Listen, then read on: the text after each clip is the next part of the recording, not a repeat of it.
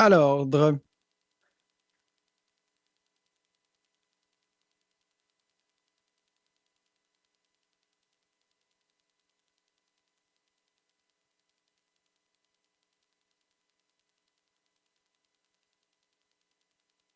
Créateur, que votre esprit et vos conseils nous accompagnent tout au long de notre travail pour le bien de tout notre peuple, pour assurer la paix et la justice au sein de notre terre et de reconnaître sans cesse la dignité des aspirations de ceux et celles que nous sommes appelés à servir.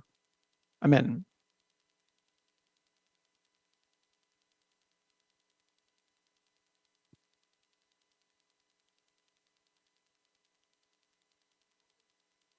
Mes chers collègues, avant de débuter, aujourd'hui, je voudrais prendre l'occasion de reconnaître certains visiteurs. Je suis heureux d'accueillir Madame Martin d'une classe de sixième année de l'Église catholique Valadé. Je suis heureux de voir des élèves ici. Donc, vous êtes mieux de bien vous comporter. Bon, je blague. Allez, j'espère que vous allez apprécier la journée. Merci.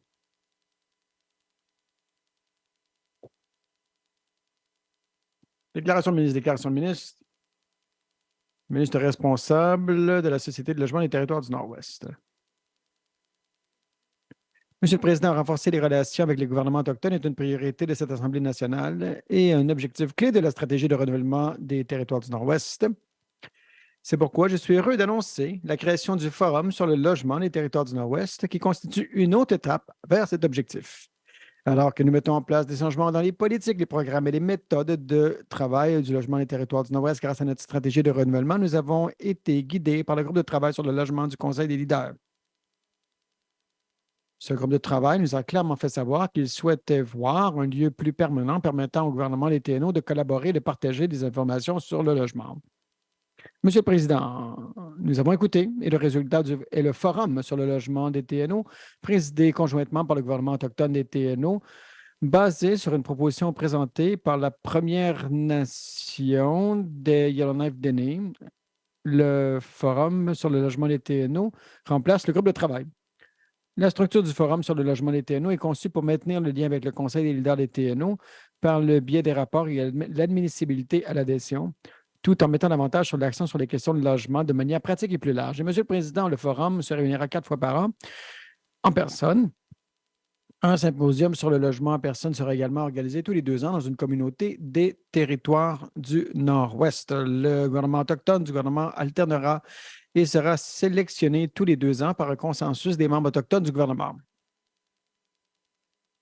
Monsieur le Président, cet organe directeur partagera des informations, discutera et défendra les améliorations et les changements au système de logement des TNO, permettra aux membres de partager leurs propres plans et activités liées au logement et trouvera des occasions de collaboration.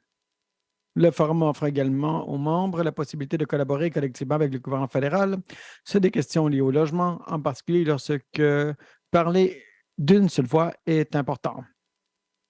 Monsieur le Président, répondre aux besoins de logement des territoires du Nord-Ouest est quelque chose qu'un gouvernement ne peut faire seul. La formalisation de ce groupe en tant que nouveau forum sur le logement des TNO s'appuiera sur une base déjà solide et garantira au gouvernement autochtone une voix forte dans les besoins en logement dans la communauté. Monsieur le Président, le renouvellement du logement des TNO est une initiative en cours et le logement des TNO utilisera ce forum pour solliciter les avis et les orientations des membres sur les futurs changements de programme, de politique de législation relevant du mandat des TNO, ainsi que pour fournir un important contenu pour des discussions multilatérales sur le logement entre entre le logement des TNO et les gouvernements des Autochtones des TNO et tout autre groupe qui souhaite inclure dans ces discussions. La présence des gouvernements autochtones à la table pour guider et diriger les discussions sur la meilleure façon d'améliorer la situation du logement des TNO est un exemple de réconciliation, de collaboration et conduira à des améliorations dans l'ensemble des TNO. Le Forum sur le logement des TNO tiendra sa première réunion officielle le 9 juin pour confirmer la sélection du co-président autochtone du gouvernement. Merci, Monsieur le Président.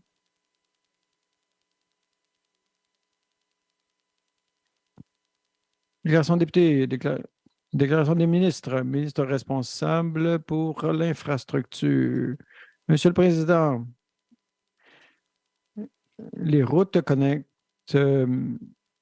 Les familles et entreprises du territoire. Chaque année, elles permettent la livraison de biens essentiels tels que le carburant et la production d'électricité, de chauffage dans les transports et les communautés et les foyers. Le gouvernement des territoires du Nord-Ouest reconnaît l'importance de ces artères vitales pour les communautés et reste engagé à construire, exploiter et entretenir des routes hivernales accessibles pour tous les résidents des territoires du Nord-Ouest. Aujourd'hui, je vous présente un rapport sur la saison réussie des routes hivernales et les activités de réapprovisionnement en carburant du gouvernement des territoires du Nord-Ouest pour l'année 2023. Chaque année, les équipes routières des régions du Delta, de Beaufort, du Soto, d'Etcho et de l'Esclave du Nord construisent et entretiennent environ 1400 km de routes hivernales, de routes sur glace et de traversées sur glace, je devrais dire. Ce travail important relie 9 communautés des territoires du Nord-Ouest qui ne sont pas desservies par des routes ouvertes toute l'année, tout en réduisant le coût de la vie pour les résidents qui y vivent. De nombreuses communautés dépendent largement du diesel et de l'essence pour la production d'électricité, le chauffage et le transport. Le transport du carburant par des routes hivernales est la méthode la plus rapide et la plus rentable de livraison en hiver. Cette année, le réapprovisionnement saisonnier en carburant du gouvernement des territoires du Nord-Ouest a commencé le 7 février et s'est terminé le 6 avril. Le nombre total des produits pétroliers livrés par les routes hivernales s'est élevé à près de 5,2 millions de litres dans 6 communautés des territoires du Nord-Ouest. La saison des routes hivernales est toujours exigeante pour nos équipes des services carburant dans les routes hivernales qui disposent de quelques mois seulement pour construire et utiliser ces liaisons saisonnières. Cette année a nécessité une diligence particulière, une attention au détail et une collaboration. Car les températures plus douces que d'habitude en début de saison, associées à des fortes chutes de neige, ont rendu des conditions particulièrement difficiles dans certaines zones. Les défis environnementaux ont exigé une surveillance et une gestion encore plus poussées de la part de nos équipes et ils ont effectué des profils et des inspections renforcées et ont répondu à des problèmes garantissant la sécurité du public et des employés. Notre équipe a surmonté des conditions difficiles en travaillant en étroite collaboration avec des entrepreneurs, les sociétés de transport et les différentes divisions du gouvernement des territoires du Nord-Ouest. Monsieur le Président, je tiens à reconnaître que les mêmes conditions qui ont exigé un travail acharné de la part de notre personnel, de nos entrepreneurs, ont également créé des circonstances difficiles pour nos résidents. Pour garantir la sécurité des conducteurs, il a été nécessaire d'ouvrir certaines routes hivernales plus tard que d'habitude et d'en fermer certaines au printemps sans préavis. Bien que cela ait été nécessaire, je reconnais à quel point cela peut être frustrant. Je tiens à remercier les résidents des territoires du Nord-Ouest pour leur patience alors que nous adoptons tous à de nouveaux schémas de la saison de routes hivernales. Monsieur le Président, l'une des priorités de notre gouvernement est de réaliser des investissements stratégiques dans les infrastructures qui connectent les communautés, le développement de l'économie et réduisent le coût de la vie. Le travail accompli par notre personnel des routes hivernales et nos entrepreneurs contribue à atteindre cette priorité. Et cette année, ils ont dû redoubler d'efforts comme jamais auparavant. Grâce à leur diligence et leur dévouement, nous avons connu une autre saison sûre et réussie. Notre gouvernement continuera de collaborer avec les partenaires des secteurs publics et privés pour assurer un approvisionnement fiable en biens et services essentiels à toutes les communautés des territoires du Nord-Ouest. Merci, Monsieur le Président.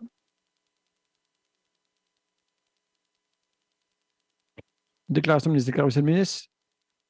Ministre responsable pour la Commission des travailleurs. Monsieur le Président, l'important de la sécurité sur les lieux de travail ne peut être sous-estimé. La Commission sur la sécurité et l'indemnisation des travailleurs s'efforce à faire passer ce message de différentes façons, notamment par le biais de partenariats avec des organisations partageant des publics et des valeurs similaires. L'une de ces organisations est Skills Canada Northwest Territory, sur laquelle la CSID entretient un partenariat pluriannuel en cours. La récente compétition territoriale des compétences et exposition des carrières a offert une saison d'engagement direct avec les jeunes des territoires du Nord-Ouest. Dans le cadre de l'exposition des carrières, la CSIT a organisé une activité Try a Trade qui a permis aux élèves des écoles secondaires de Yellowknife, Nijo, Betcho de vivre l'expérience d'un agent de sécurité et de mener une inspection fictive. Les élèves ont appris à utiliser correctement l'équipement de protection individuelle et identifier les dangers sur le lieu de travail. Ils ont observé un lieu de travail traditionnel avec un poste de pellage et un espace pour bloquer les pots dans le cadre de l'activité. Le CSIT a aidé les élèves à observer le lieu de travail et identifier les zones où les dangers potentiels pourraient survenir. Les élèves ont également appris leurs 3 droits en matière de sécurité en tant que travailleurs, soit le droit de savoir, le droit de participer, le droit de refuser, ainsi que les gens à qui il s'adressait en cas de problème de sécurité au travail. Monsieur le Président, plus de 250 élèves des écoles secondaires ont participé à l'activité Try and Fail de la CSCT et ils étaient curieux, engagés, enthousiastes à y participer. De nombreux élèves ont recommandé à leurs amis de participer à l'activité le deuxième jour. Le CSCT a également contribué à l'organisation de la compétition territoriale de sécurité de travail. Les participants devraient effectuer une inspection d'un entrepôt fictif, observer d'autres compétitions et compétences, identifier les dangers et les mesures de contrôle et effectuer des recherches sur un problème de sécurité et présenter un exposé en groupe. Le concurrent de Yellowknife, Liam Miller, a travaillé dur et a été récompensé par la médaille d'or en sécurité au travail pour ses efforts. Liam a ensuite participé à la compétition nationale Skills Canada et a représenté les territoires du Nord-Ouest. Les participants continuent de cibler les jeunes travailleurs et car ils sont généralement de nouveaux sur le marché du travail et moins expérimentés en raison de ces facteurs, ils sont plus à risque de se sentir sous pression pour vouloir impressionner leur employeur, ce qui rend plus vulnérables au risque de blessure. En soutenant cet événement et cette organisation importante, les jeunes travailleurs peuvent apprendre leurs droits en tant que travailleurs, comment les exercer, les découvrir et vivre ce qu'est la sécurité sur le lieu de travail et obtenir des informations précieuses sur la sécurité. Le cours propose un cours gratuit sur la certification en matière de sécurité des jeunes travailleurs. Un programme en ligne fournit une certification générale en matière de sécurité. Skills Canada Northwest encourage les carrières dans les métiers spécialisés et la technologie dans les lieux de travail qui présentent souvent plus de dangers en promouvant la sécurité sur les lieux de travail et en rappelant à tous les participants et les organisateurs l'importance des milieux de travail.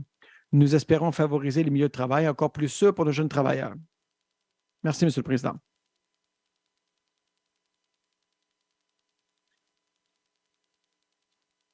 Déclaration de ministre, déclaration de ministre. Madame la Première ministre.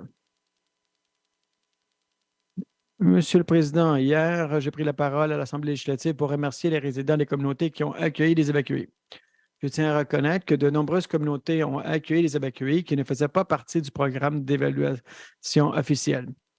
Je tiens à remercier les communautés telles Fort Resolution et bien d'autres qui ont ouvert leurs portes et leur cœur à leurs voisins en temps de besoin. Merci, Monsieur le Président.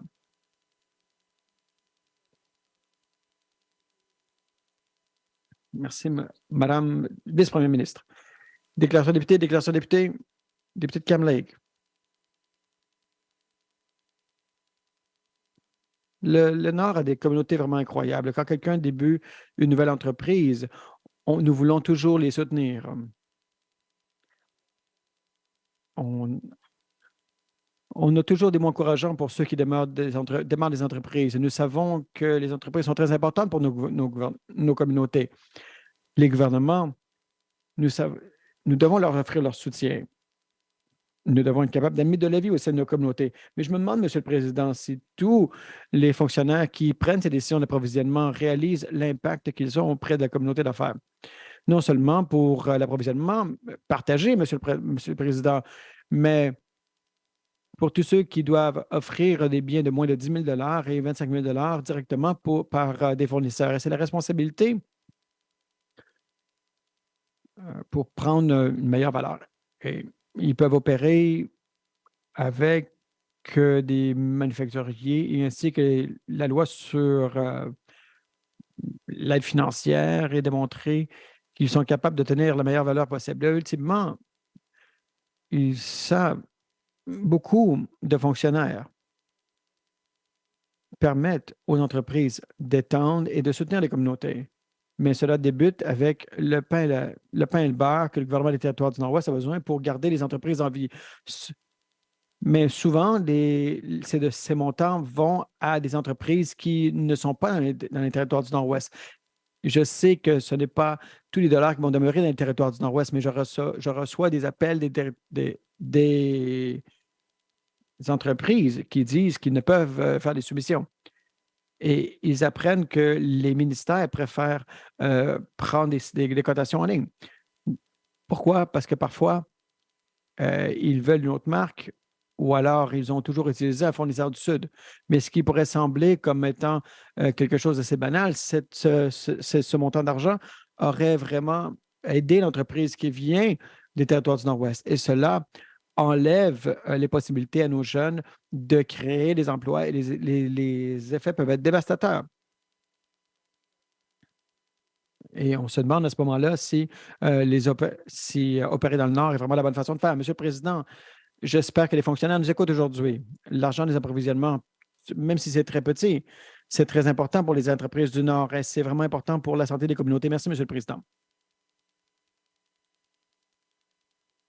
Merci. Député de Cam Lake. Déclaration de député, déclaration de député, député de Great Slave. Merci, Monsieur le Président. Monsieur le Président. Les jeunes dans notre territoire font face à beaucoup de défis. On en parle tous les jours au sein de cette enceinte. L'itinérance, la violence, la toxicomanie, l'abus sexuel. Cela montre beaucoup de stress sur les jeunes des territoires du Nord-Ouest.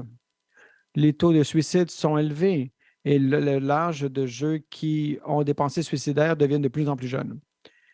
Les commettants avec des enfants aussi jeunes que 12 ans m'ont parlé de leurs inquiétudes pour leurs enfants quand l'école leur a dit qu'ils étaient en danger. Pour les jeunes autochtones, les chiffres sont criants. Lorsqu'on ajoute le racisme systémique, l'héritage de colonisation, la rafle des années 60 et les pensionnats. Le manque de ressources, les communautés, ainsi que des mauvais soins de santé, ainsi que des mauvais soins dentaires, le fait de ne pas avoir du soutien, ajoute à toute cette charge. Monsieur le Président, nous sommes dans un territoire où il y en a qui ont et d'autres n'ont rien. Beaucoup de jeunes deviennent des athlètes, des médecins, des avocats, ils ont des métiers, mais vous n'avez qu'à voyager quelques heures dans le chemin et l'histoire est tout à fait différente. Les écoles sont en train de s'écrouler. Il n'y a pas de cours de tennis, il n'y a pas d'aréna pour le hockey comme à Yellowknife. Dans certaines communautés, il n'y a même pas de centre pour les jeunes où c'est un endroit sécuritaire pour les jeunes et dans les seules communautés où on peut trouver un centre, c'est à Yellowknife et ce n'est même pas notre gouvernement qui s'en occupe. C'est grâce au cœur et au dévouement d'employés d'une OSBL. Mais ils tentent toujours de combler les besoins criants des jeunes au sein de nos communautés. Pardon. Monsieur le Président, quand vous allez parler à ces jeunes qui vivent dans ces gens, beaucoup sont des Autochtones qui viennent de d'autres communautés à l'extérieur parce qu'ils viennent ici pour obtenir du soutien. Monsieur le Président, le portrait n'est pas joli par rapport à ce que nos jeunes ont besoin. Toutefois, d'autres ont plus de danger pour tous les jeunes qui s'identifient comme étant 2 LGBTQ, 2A+. Notre territoire est encore plus dangereux. Hier, mes collègues de Newington-Lewis ont demandé, criant, qu'ils veulent plus de soutien. Aujourd'hui, nous devons amener le jeune Frank Gruen. Il faut le retourner à la maison. Parfois, il peut y avoir des informations qui peuvent sembler banales, alors nous devons être capables de crier. Frank a besoin de mieux que ça. Si vous avez des informations, appelez la police. Merci, Monsieur le Président. Merci, député de Great Slave. Déclaration de député, député de Tabacha. Merci, Monsieur le Président. Monsieur le Président, pour débuter aujourd'hui, je voudrais reconnaître tous les résidents de Kalani, Elephant et Hay River qui ont dû évacuer à cause des feux qui ont lieu dans les dernières semaines. En même temps, j'aimerais remercier tous les leaderships ainsi que les équipes, le ministère de l'Économie et du Changement climatique, ainsi que tout le personnel qui s'assure que nos communautés soient en santé et en sécurité. Je voudrais aussi reconnaître tous les électeurs et le leadership de Hay River et de KFN. Cela inclut le député Rocky Simpson et le ministre Simpson, le maire Jameson, First Portion Chief, IN, Hay River Métis, le Conseil des métiers des Premières Nations, le président Trevor Beck, ainsi que mon ami et le chef April Martel. De façon similaire, Monsieur le Président, j'aimerais encourager à tous les résidents de Fort Smith, et que tous les résidents de Fort Smith de demeurer vigilant. Le gouvernement des territoires du Nord-Ouest ainsi que tout le Canada vit des conditions météorologiques très sèches et je sais que l'été sera très long. Donc, les gens doivent faire très, très attention. Si jamais ils allument un feu, même si c'est un mégot de cigarette, n'oubliez pas que la région du South Slave a les plus grands arbres et les plus grandes forêts des territoires du Nord-Ouest. Donc, on doit prendre soin de notre terre, de nos enfants et faire des attentions cet été. De plus, Monsieur le Président, je veux reconnaître les efforts de recherche qui ont eu lieu à Fort Smith dans les 2 dernières semaines. Dans la recherche de Frank Rubin. Je veux reconnaître la nation de Salt River, le chef, où il a ouvert un centre de conférence. Je voudrais aussi reconnaître le maire Daniel de la ville de Fort Smith. J'aimerais aussi remercier le chef de conseil de Chabot pour avoir contribué à des fonds pour aider dans sa recherche. J'aimerais aussi remercier tous les bénévoles qui ont travaillé dans les 2 dernières semaines, ainsi que le ministre des Finances qui a fait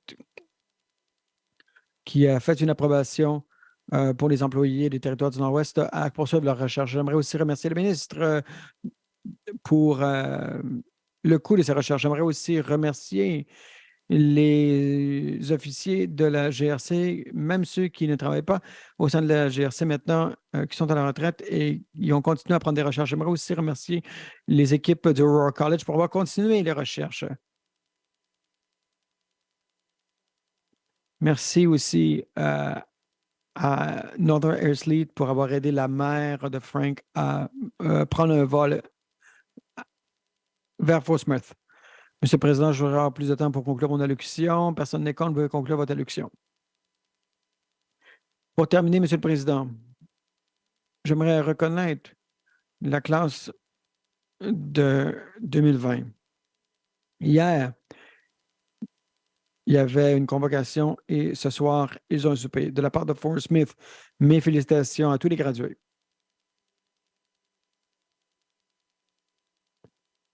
J'aimerais aussi remercier tous les bons commettants de Ottawa-Chubb.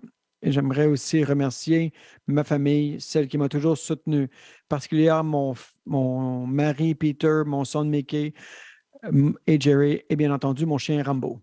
Merci.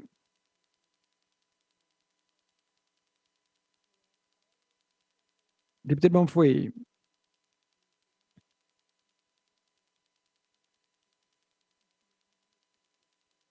Monsieur le Président, j'aimerais vous parler de l'importance de créer une bonne région du Klitschko. Monsieur le Président, actuellement, le gouvernement des territoires du Nord-Ouest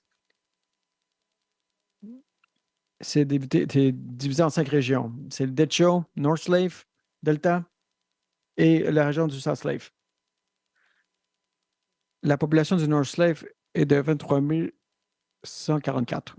La population de Decho est de 2073, ainsi que la région du Satou, c'est de 2500. Si jamais la région du Klitché se sépare du North Lake, la population serait de 2650 individus. Si la région du Klitché avait été créée, la population serait plus grande que la population de Satou. Satou et Richo. Monsieur le Président, il n'y a pas de groupe cohérent au sein de chacune des régions des territoires du Nord-Ouest que celui du Klitschko. Leur langue, culture, leur façon de vivre est différente de toutes les autres régions. La cohésion a été reconnue par le gouvernement des territoires du Nord-Ouest, du Canada plutôt, avec la création de la région du Klitschko. Monsieur le Président, laissez-moi vous rappeler que le gouvernement des territoires du Nord-Ouest a été fait partie de la création du gouvernement Klitschko. Il y a des preuves que la région du Klitschko devrait être formellement administrée dans les territoires du Nord-Ouest. Monsieur le Président, même le gouvernement du Canada, même les statistiques canadiennes, je devrais dire, ont divisé le gouvernement du territoire du Nord-Ouest dans 6 régions administratives. C'est bien pour eux. Ils reconnaissent la région du Klitschko comme étant une région séparée des autres. De plus, Je dois reconnaître que le gouvernement du territoire du Nord-Ouest, que la région du Klitschko est en fait différente de le reste de la région. J'aimerais dire que c'est un bon j'aimerais remercier le conseil financier de l'administration pour avoir, poursuivi ce rapport. Monsieur le président, j'aimerais avoir plus de temps pour terminer mon allocution. Merci. Merci, député de Montfouet. Le député veut avoir plus de temps pour terminer son allocution. Est-ce qu'il y a des gens qui sont contre? Il n'y a personne qui est contre. Vous pouvez conclure votre allocution. Monsieur le président, c'est un bon rapport. Non seulement cela pourrait nous aider à faire un suivi des dépenses dans chacune des communautés individuelles. Ce rapport devrait être important pour tous les ministères pour vérifier qu'ils offrent les bons services à chaque communauté des Klitschko. Par exemple, on pense ici au bureau des urgences de prévention des incendies, faire la promotion des services santé, services sociaux, des systèmes pour les enfants, judiciaires, etc. Et dans certains cas, le gouvernement des territoires du Nord-Ouest, plutôt les ministères, devraient établir un dialogue pour s'assurer que les besoins sont comblés, que ces besoins sont comblés. Mais comment vont-ils se rendre compte en l'absence de ce rapport? Non seulement c'est important non seulement pour la région du Klitschko, Monsieur le Président, mais pour toutes les régions. Ce qui est plus important au sein du gouvernement des territoires du Nord-Ouest, en fait, le document le plus important a été discontinué. Cela, il y a plus de 10 ans. Ce rapport ne devra plus être supprimé, Monsieur le Président. Ce rapport est un document qui est extrêmement important pour tous les ministères des territoires du Nord-Ouest. Nous devrons le reprendre dans le but d'accentuer la transparence. Monsieur le Président, les estimés devraient identifier la proposition et les gens pourront ainsi voir ce qui a été dépensé dans des petites communautés. Merci. Et j'aurai des questions pour le ministère des Finances au bon moment. Merci. Merci, député de Mumphrey. Déclaration des députés, député de Frame Lake. Merci, Monsieur le Président. Pour la deuxième année, les résidents ont été évacués de leur ménage et de leurs emplois à cause des catastrophes naturelles, les ordonnances d'urgence. Alors, ils parlent justement de ces difficultés, puis ils parlent justement que les travailleurs ne peuvent pas travailler en télétravail ou ils n'ont pas accès à l'heure. Les travailleurs sont en train de jouer de leur congé pour pouvoir recevoir leur salaire.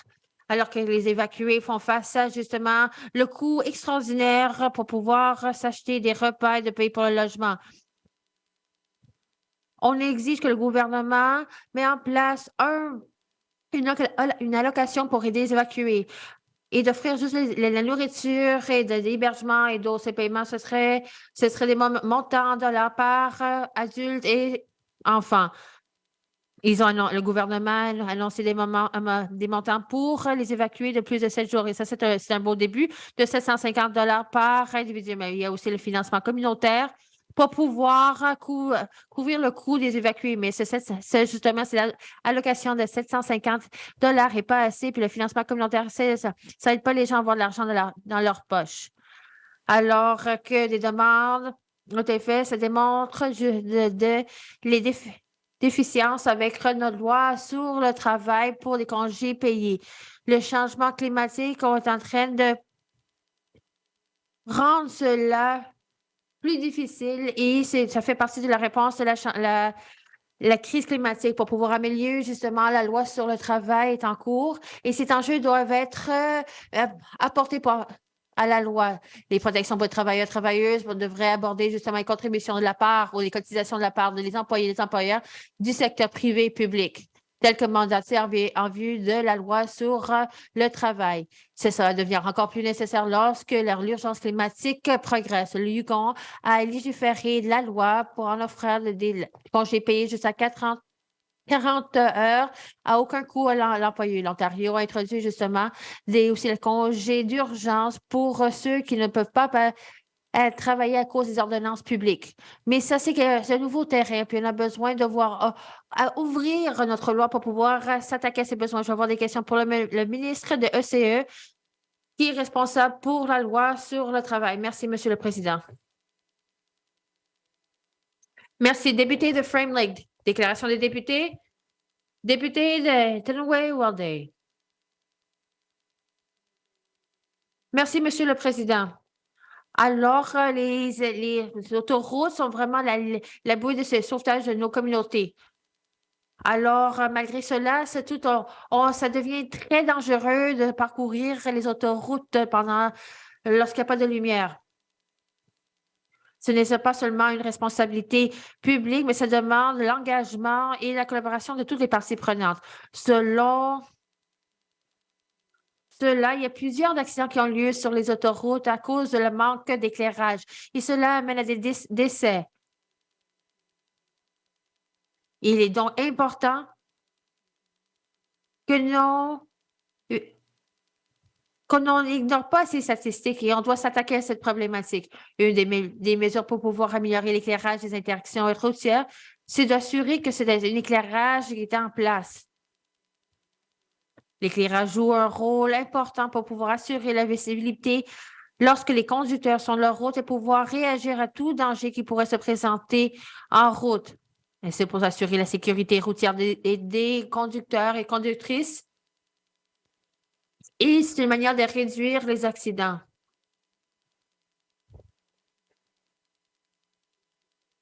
C'est tous les différents types de technologies LED peuvent offrir justement l'éclairage nécessaire pour assurer que les autoroutes sont bien éclairées. Ces types de LED offrent une durée de vie durable. Et ces systèmes d'éclairage intelligent peuvent contribuer à la sécurité routière. Alors, si on est capable de s'adapter à l'environnement, on peut assurer la visibilité routière et de cette manière rehausser la sécurité routière. L'éclairage n'est pas suffisant, mais on a besoin aussi de sensibiliser les individus concernant la sécurité routière. Alors, on doit s'assurer que les conducteurs respectent les différentes limites de vitesse et portent leur ceinture de sécurité, etc. Alors, Monsieur le Président, j'aurais des questions pour la ministre au moment opportun. Merci. Député de Tenaway-Walday. Déclaration des députés de Yellowknife Nord. Merci, Monsieur le Président. Il y a 30 ans, le gouvernement territoire nord-ouest avait une super bonne idée. C'est justement, d'agrandir la centrale hydroélectrique de Towson pour alimenter les mines. Alors, il est clairement que le projet d'hydroélectrique de Towson serait autofinancé tout seul parce que toutes ces mines utilisent plus d'électricité tout le territoire. Mais nous n'avons pas bâti cette centrale hydroélectrique. Et à chaque fois que le cas d'affaires est empiré. Alors, lorsqu'on regarde justement 2020, on n'est pas capable de livrer les résultats. Alors, on est en 2023 et on n'a pas encore un cas d'affaires. Et qu'est-ce qui est encore plus ridicule, pendant la dernière session, le ministre est pressé à dire que ce cas d'affaires ne serait jamais rendu public. Ça va être un cas d'affaires confidentiel parce qu'ils veulent cacher vraiment tous les côtés néfastes de ce projet. La dernière cas d'affaires vient de 2014 et ça avait estimé que ce projet allait coûter 1,4 milliard de dollars. Et on me demande, mais comment ça allait coûter? Puis elle refusait de répondre à ces questions. Alors, si on met en plan, on prend l'indice de consommation, ça va coûter 1,8 milliard de dollars. Alors, mais si on regarde d'autres projets, c'est 2,2 milliards de dollars. Mais ça, c'est vraiment une manière illogique d'avoir ce débat public en train de faire des estimations concernant nos besoins énergétiques. On a besoin de publier cette affaire de cas et de savoir combien ça va coûter, ça va où, à qui on est en train de vendre cette électricité et combien on le vend. C'est des questions de base que le public a le droit d'avoir et les mines ont besoin d'avoir et le secteur a un droit à savoir. Nous avons besoin de savoir si ce projet va baisser ou augmenter les prix parce que les projets hydroélectriques augmentent les frais parce qu'on a besoin de trouver les ressources nécessaires. Mais c'est correct qu'on fasse cela, mais on a besoin, c'est savoir si les frais vont augmenter ou baisser. Est-ce que ce projet se va autofinancer? Ça fait du sens de le faire. Ou est-ce qu'on est en train de devenir à 1993 avec l'espoir qu'on est capable d'alimenter les mines de diamants qui sont en train de fermer? Alors, j'aimerais voir les questions pour la ministre pour savoir qu'est-ce qui va être rendu public. Merci. Merci. Député de Yellowknife Nord. Déclaration des députés.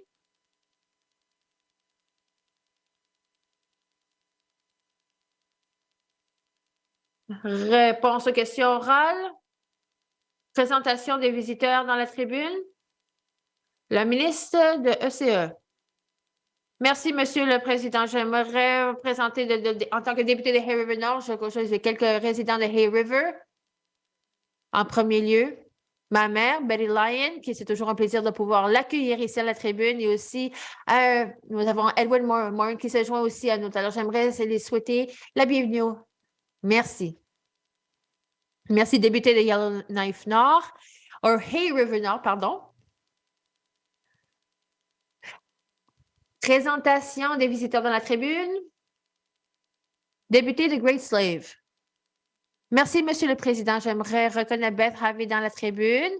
Beth, même si elle n'est pas ma commettante, ça fait assez longtemps que je la connais, depuis 1994, lorsqu'on est allé à l'Université de la Colombie-Britannique ensemble. Moi, elle a étudié la géologie, puis moi, j'ai étudié la génie géologique. Merci. Merci, député de Great Slave. Présentation des visiteurs dans la tribune. Remerciements. Question orale. Député de Yellowknife Nord. Merci, Monsieur le Président. Alors, les questions pour la ministre de l'Infrastructure. Pendant la dernière cas d'affaires public, à cause qu'on a démontré le montant, qu'on voit que l'inflation est à l'heure, ça ne va pas nous coûter 1,2 milliard de dollars. Est-ce que la ministre pourrait nous indiquer combien ce projet va nous coûter? Merci. Merci, député de Yellowknife Nord. La ministre responsable de l'infrastructure.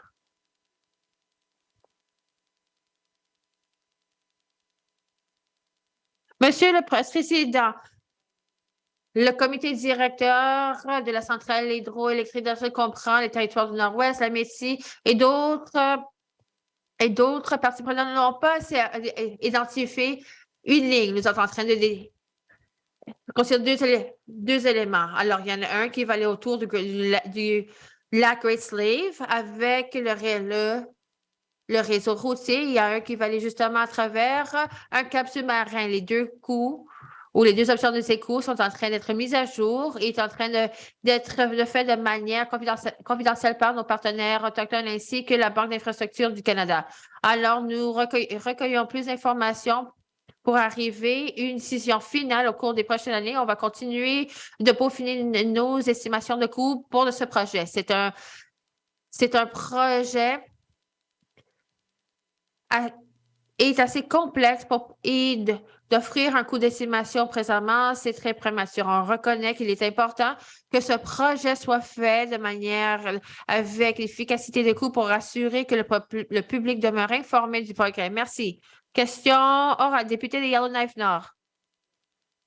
Monsieur le Président, alors ça, c'était pas une réponse. Alors, je veux juste simplement savoir si est-ce qu'on parle de 2 milliards, 3 milliards pour les projets hydroélectriques qui ont déjà dépassé les budgets dans toutes les autres juridictions? Alors, le cas d'affaires de 2014 est bâti sur la notion de vendre l'énergie aux mines dignées ou de remplacer justement le diesel dans les mines de diamants.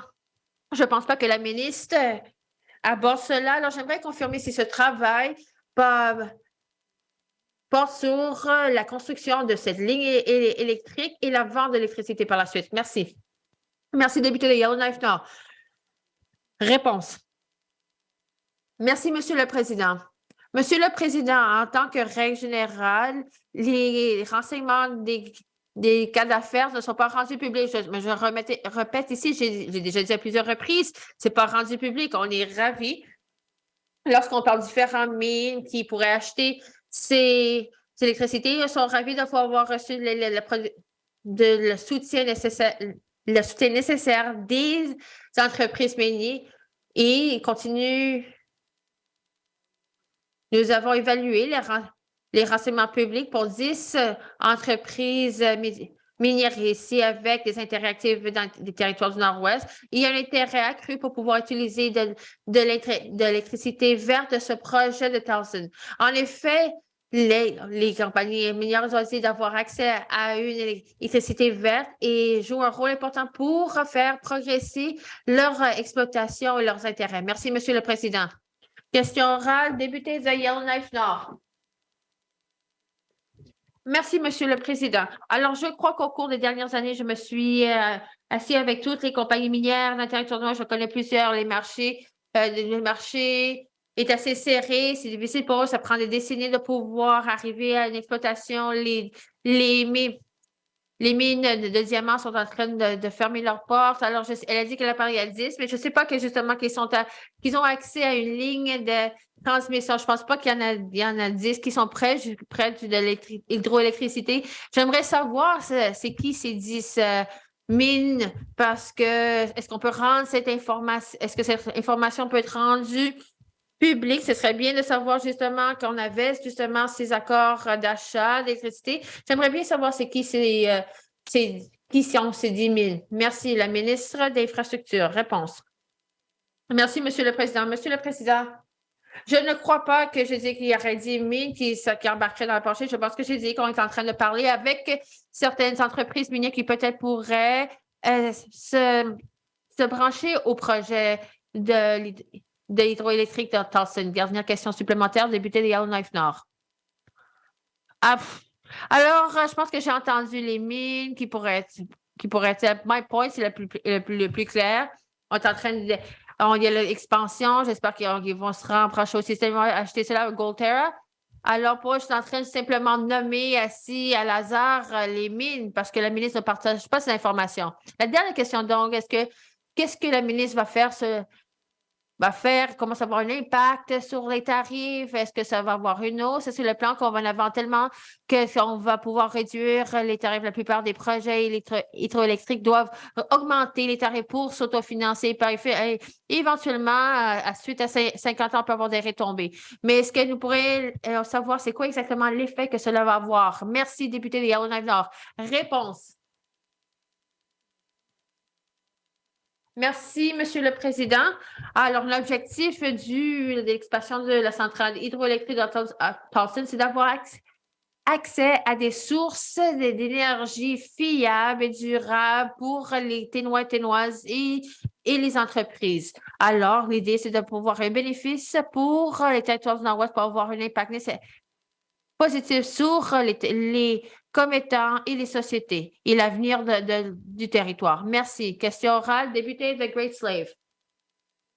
Merci, Monsieur le Président. J'ai aussi des questions pour la ministre des Infrastructures. Est-ce que la ministre pourrait m'indiquer pourquoi le soutien aérien n'est pas en train d'offrir un soutien parce qu'ils ne sont pas capables d'atterrir et ils doivent venir ici à Yellowknife? Merci, député de Yellowknife. Réponse. Merci, Monsieur le Président. Monsieur le Président, je ne suis pas au courant de ce détail opérationnel, mais je peux revenir avec une réponse. Merci. Merci, député de Great Slave. Je suis certain que justement que tout le travail qui a été fait par son département ne permet justement que les engins puissent atterrir. Est-ce que la ministre pourrait en parler? Réponse. Merci, Monsieur le Président. Monsieur le Président, est-ce que la députée parle justement de l'aéroport de Fort Smith? J'ai besoin de clarté concernant ces questions. Je ne crois pas que cette question a été très claire. Merci. Merci, Madame la ministre. Question orale, député de Great Slave, pardon. Merci, Monsieur le Président. Je suis certaine que j'ai dit Fort Smith, mais je regarde ça plus tard pour confirmer. Je sais que Le pavage de Fort Smith n'a pas été bien mené et maintenant l'aéroport ne peut pas être utilisé par l'aéroport qui sont en train de lutter et les incendies. Est-ce que la ministre, pourquoi elle est au courant de cela? Et si elle n'est pas au courant de cela, pourquoi elle ne le sait pas? Merci. La ministre responsable de l'infrastructure. Alors, justement, la piste d'atterrissage de Fort Smith a fait du travail, a fait du travail. La même députée de Tabacha avait posé des questions, mais Fort Smith, il y a des avions qui sont capables d'atterrir là. Je ne sais pas exactement quel type d'avion la députée est en train de référencer. Merci. Dernière question supplémentaire, député de Great Slave. Alors, je crois que la ministre est complètement pas au courant qu'est-ce qui se passe au sein de son ministre. Mais ça, c'est un enjeu qui est avec justement le sous-traitant qui a été mis en lumière par plusieurs individus. Je ne suis pas capable de comprendre pourquoi la ministre n'est pas au courant de cela. Et je dois te questionner si c'est simplement une déflexion. Merci beaucoup, Monsieur le Président. Merci, député de Great Slave. La ministre, réponse. Merci, Monsieur le Président. Monsieur le Président, alors, j'aime informer la députée qui avait des déficiences mineures qui a été déjà abordée. Merci, Monsieur le Président. Merci, député de Frame Lake. Alors, je le point à l'ordre. Le député est en train d'imputer des motifs de la part de la ministre et je n'accepte pas cela comme une bonne conduite dans cette Chambre. Merci, Monsieur le Président. Merci.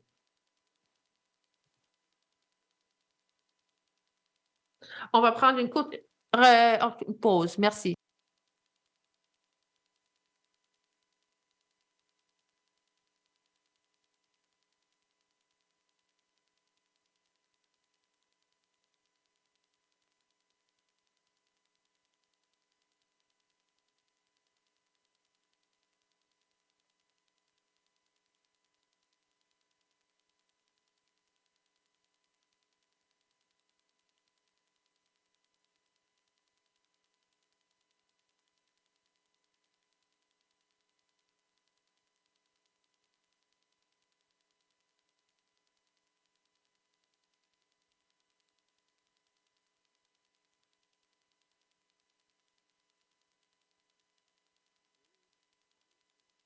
Mes chers collègues, nous allons continuer.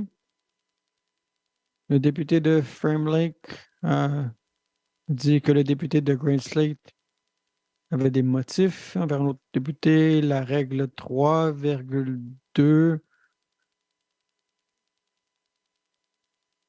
Un député va appeler un membre ou s'il y a des motifs envers un autre député. J'ai revu la vidéo et l'échange et le député a dit « Je dois me questionner à savoir ou non si les questions doivent parler de ce qui a trait au ministre, ça ne doit pas être contenir des interférences, des dispersions contre une autre personne. Dans ce cas, le député, les membres, ce n'était pas. Et le résultat, c'est un point à l'ordre. Je vais demander au député de Great Slave de retirer sa remarque. Député de Great Slave. Merci, Monsieur le Président. Ce n'est pas mon intention. Aujourd'hui, j'entendais la frustration que nous avons de la part du cabinet. Ce n'est pas tout le temps, ce n'est pas seulement maintenant, c'est continuel. Je vais retirer ma question. Toutefois, je ne pense pas que mon intention était en contre de l'ordre, Monsieur le Président. Je crois qu'on devrait avoir des débats politiques et nous devrions être capables d'entendre la vérité. Merci.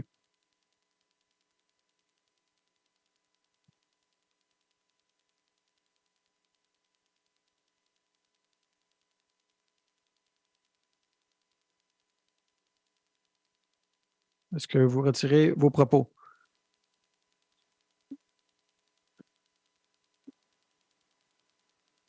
Le point à l'ordre.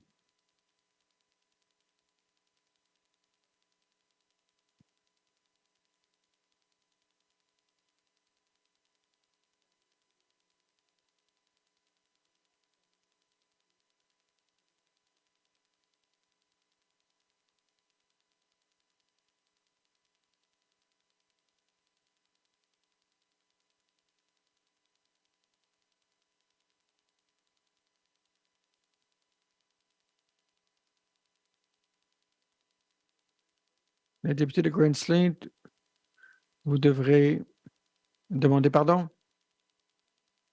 Merci.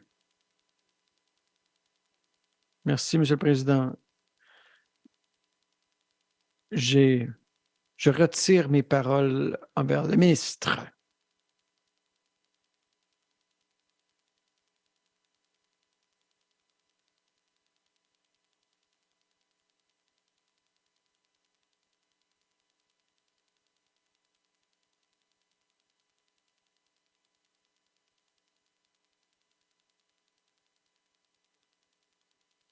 Nous allons prendre une petite pause. Merci.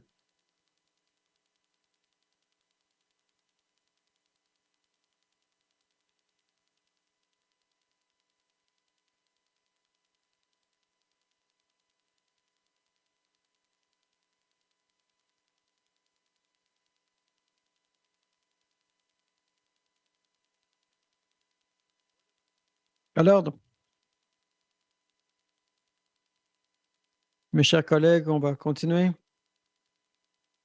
Député Green-Slate.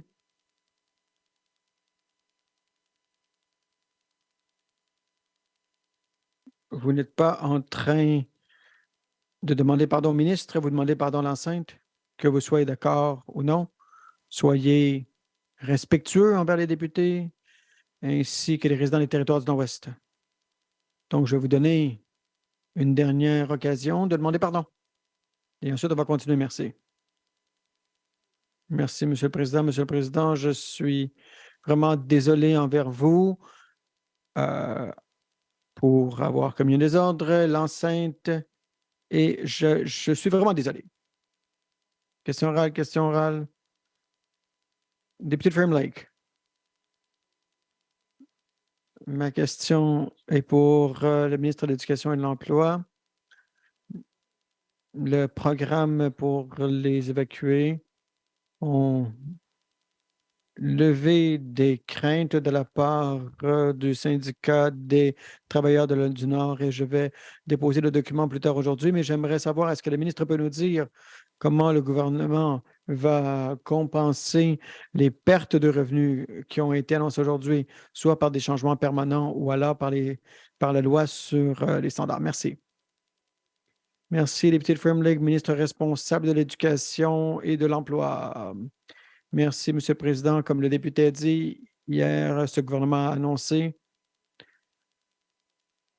le premier programme de soutien. Je crois que les députés veulent voir qu'est-ce qui va se passer, mais je peux vous dire que la loi sur l'emploi autochtone, il y a des positions à prendre. Donc, je crois que le député veut voir qu'est-ce qu'il y a de plus loin, mais jusqu'à présent, il n'y a aucune autre programme. Merci. Monsieur le ministre, question orale, député de Fram Lake. Merci, Monsieur le Président. J'aimerais remercier le ministre pour sa réponse. Donc, je crois qu'il vient de confirmer que il y a est-ce que l'enjeu de quitter son emploi en cas d'urgence touche la loi sur l'emploi? Comment est-ce que le député va s'assurer qu'on va pouvoir aider tous et chacun dans une autre catastrophe naturelle qui viendra plus tard? Ministre responsable, merci, Monsieur le Président. C'est vraiment une grande révision.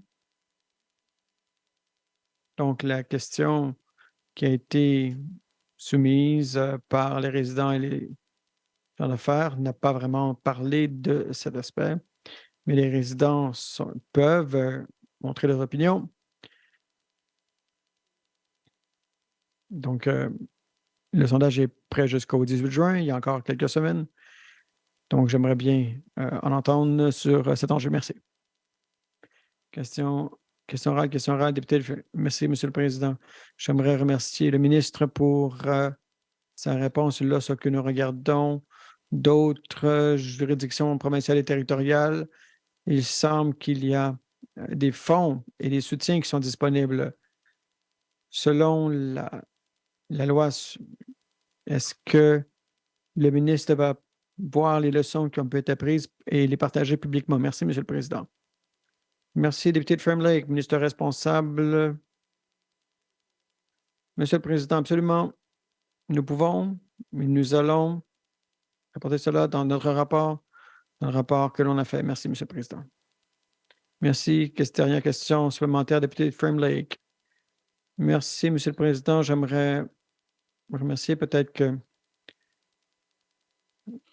cela va nous permettre d'avoir une meilleure discussion avec l'engagement public, mais je vais laisser cela au ministre. Comme j'ai dit hier,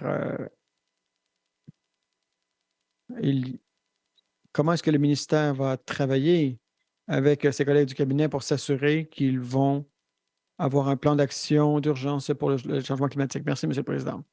Mes députés de Fram Lake, merci. Merci, Monsieur le Président. Nous n'avons besoin d'une approche pan-gouvernementale. Nous devons travailler ensemble pour travailler sur le plan d'action. Nous devons adapter un changement. Le gouvernement des territoires du Nord-Ouest fait une évaluation environnementale pour parler de risques tels les inondations. Le gouvernement des territoires du Nord-Ouest va s'assurer que l'implémentation va offrir des ressources pour s'ajuster aux priorités du gouvernement. Et je peux vous dire que si je me base sur mon expérience en tant que député, moi-même, j'ai fait des recommandations que je vais recommander au ministre. Donc, nous apprécions cela et merci au ministre. Question orale, député de Bonfouille. Monsieur le Président, est-ce que le ministre des Finances va commenter pour s'assurer que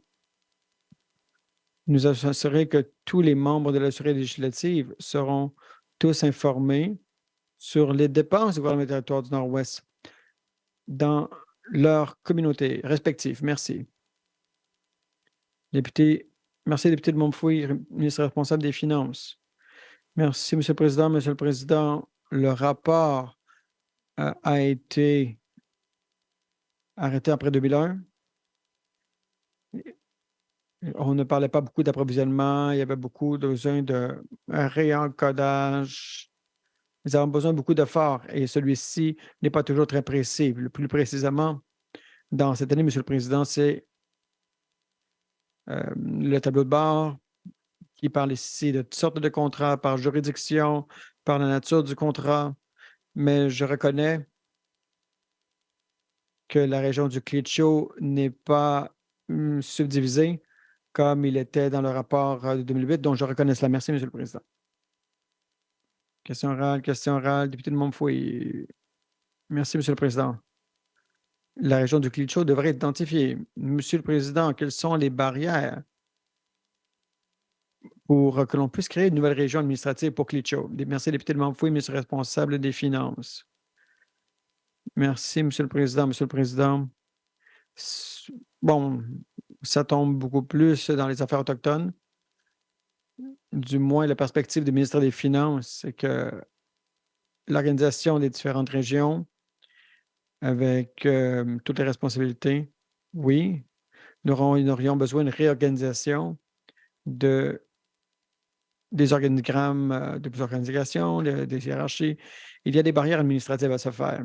Ça ne veut pas dire que ça ne peut pas se faire. Ça a été fait auparavant, mais c'est quelque chose qui devrait être examiné par le ministère. Merci, Monsieur le Président. Question orale, député de Montfouille. Merci, Monsieur le Président. Monsieur le Président, il est temps que la région du Klitschko puisse être reconnue. Est-ce que le ministre est d'accord que si on avait une région distincte administrative pour le Klitschko, alors ça pourrait améliorer la prise de décision? Ministre responsable des Finances. Monsieur le Président, je souhaite que les décisions ne sont pas faites nécessairement pour une décision. J'ai des superintendants qui s'en occupent. Nous avons bien entendu, et c'est une entité qui se gouverne elle-même. Il y a les services de la famille pour les enfants, les agences. Il y a un nombre d'organisations qui sont uniques à la région du Klitschko. Et si jamais il y a des endroits où ça ne fonctionne pas très bien, j'aimerais en parler un peu plus à les députés. Et lorsque nous regardons, par exemple, l'avenir, comme dans toutes les organisations, le gouvernement change, s'adapte. Et peut-être qu'on devrait voir si nous devrions réorganiser le tout. Merci. Merci. Question orale, question orale. Député de Trinity-Walladay. Merci, Monsieur le Président. Monsieur le Président, plus tôt, j'ai parlé du risque de travailler dans le territoire du Nord-Ouest. Monsieur le Président, quand nous conduisons, quand vous travaillez à Yellowknife, vous voyez ici ce qui se passe à Chihuahua. Même chose qu'à Fort Providence. Monsieur le Président, je regarde ici la résolution. À propos d'éclairage. Et maintenant,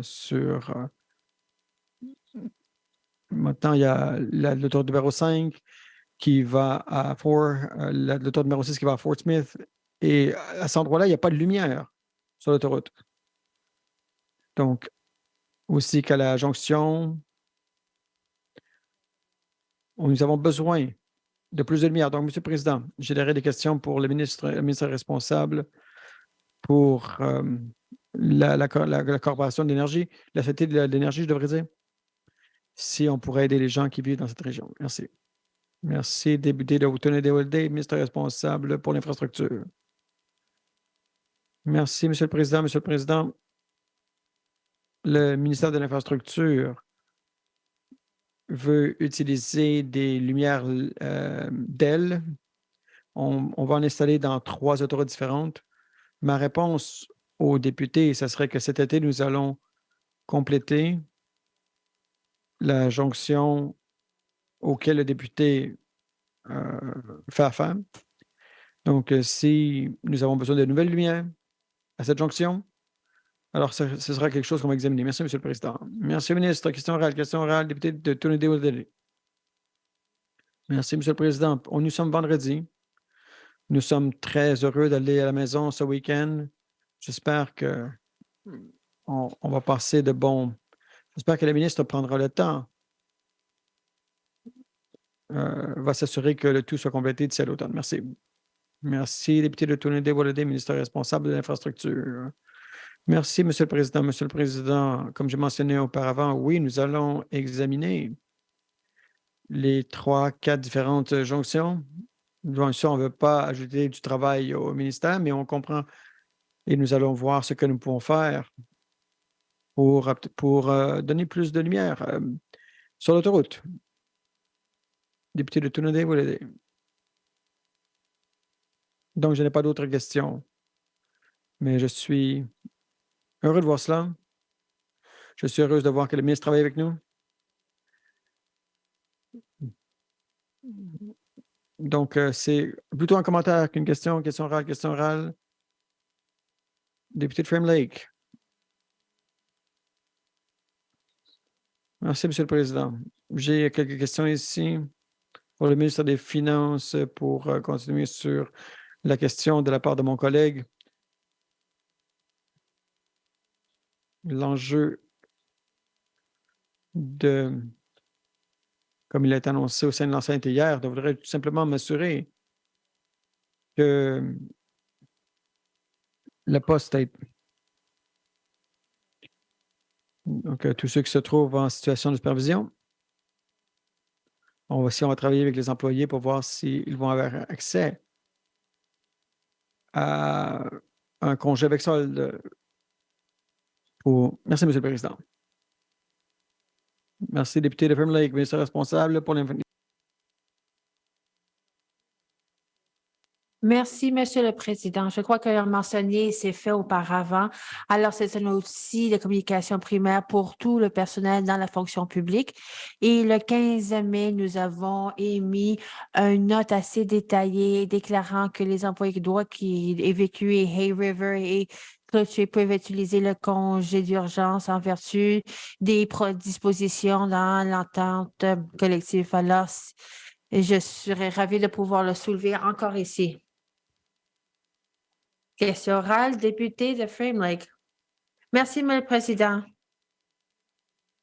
J'aimerais remercier la ministre pour cela. J'ai regardé le libellé dans l'accord collectif. Alors, ça permet justement pour congés rémunérés, non rémunérés, mais j'ai entendu ici dans la Chambre, ici, que nous, en tant que gouvernement, nous allons permettre justement des fonctionnaires qui ont été évacués, d'utiliser justement des congés d'urgence rémunérés. J'aimerais juste confirmer cela, d'assurer que c'est le message qui sera rendu au personnel de surveillance ainsi que le personnel du gouvernement.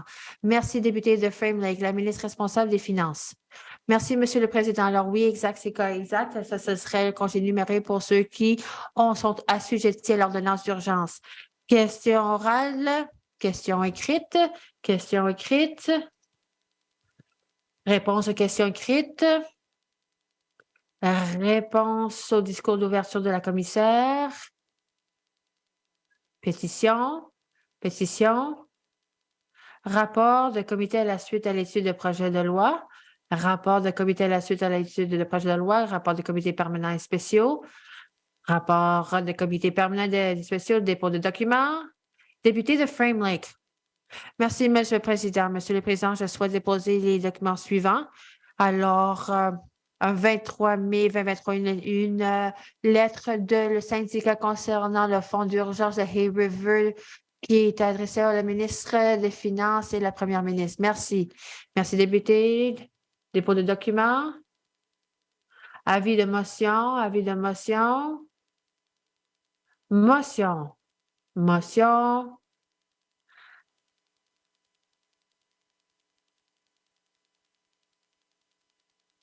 Député. Yellow Life Center. Désolée, alors merci, Monsieur le Président. Alors, je me demandais si on pouvait retourner au point 5. Alors, la présentation de visiteurs dans la tribune. J'aimerais reconnaître mon page. Merci. Merci. La députée demande le consentement unanime pour retourner au point numéro 5 à l'heure du jour. Il n'y a aucune objection. Député Yellowknife Centre. Merci, Monsieur le Président. Alors, c'est pour mon page, Iliam Bishop, il est ici de l'école Sainte-Passe où elle est dans sa 8e année. Et j'aimerais le remercier à elle et toutes les pages qui font pour leur travail pendant cette session. Merci. Merci. Alors, présentation des visiteurs dans la tribune, présentation des visiteurs dans la tribune. Avis de motion tendant la première lecture de projet de loi. Avis de motion tendant la première lecture de projet. Première lecture de projet de loi. Deuxième lecture de projet de loi. Étude en comité plénier du projet de loi et d'autres affaires. Projet de loi 23, 29. Déclaration du ministre 264-19, parenthèse 2, document déposé 681-19-2. Député de Getchell dans la présidence.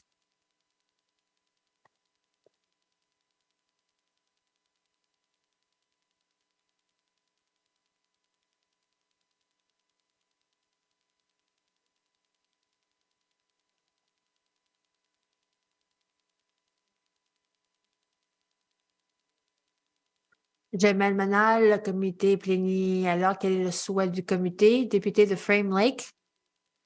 Merci, Monsieur le Président. Le Président, je propose que la présidente fait état du progrès. Merci.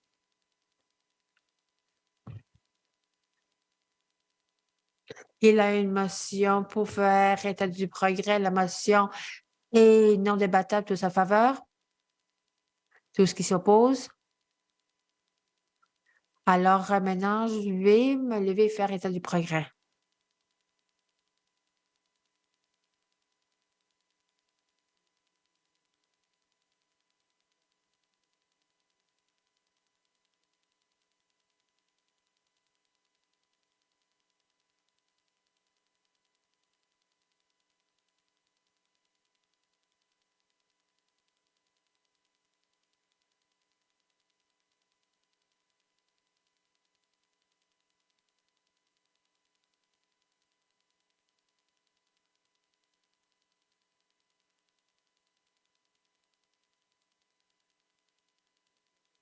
Puis-je avoir le rapport du comité plénier, député de Getchell?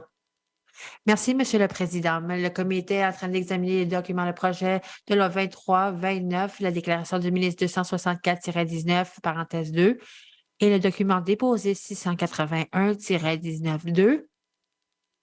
Et maintenant que j'aimerais faire rapport du progrès, je propose que le rapport du comité plénier soit adopté. Merci. Merci, député de Getchell. Est-ce que nous avons l'appuyeur? Député de Tunnel-Worthy, tous en faveur? Tous qui s'opposent? Abstention? Troisième lecture de projet de loi, Monsieur le greffier, hors du jour. Merci, Monsieur le Président. Ordre du jour pour lundi, le 29 mai 2023 à 13h30. Prière, déclaration de ministre, déclaration de député, réponse aux questions orales, présentation de visiteurs dans la tribune, remerciements, questions orales, questions écrites, réponse aux questions écrites, réponse au discours d'ouverture de la commissaire, pétition, rapport du comité à la suite de l'étude de projet de loi, rapport des comités permanents et spéciaux, dépôt de documents, avis de motion, avis de motion tant dans la première lecture de projet de loi. Première lecture de projet de loi 80 et 91, alors, projet de loi, deuxième lecture projet de loi 64, étude en comité plénier de projet de loi et d'autres affaires, projet de loi 23, 69, 79, déclaration du ministre 264-19, document déposé 681-19-2, rapport du comité plénier, troisième lecture du projet hors du jour. Merci, Monsieur le Président. Merci, Monsieur le greffier. Avant de lever la session, j'aimerais vous souhaiter à tous une excellente fin de semaine et j'espère que vous allez bien en profiter. Cette session est levée jusqu'à lundi, le 29 mai 2023 à 13h30. Merci.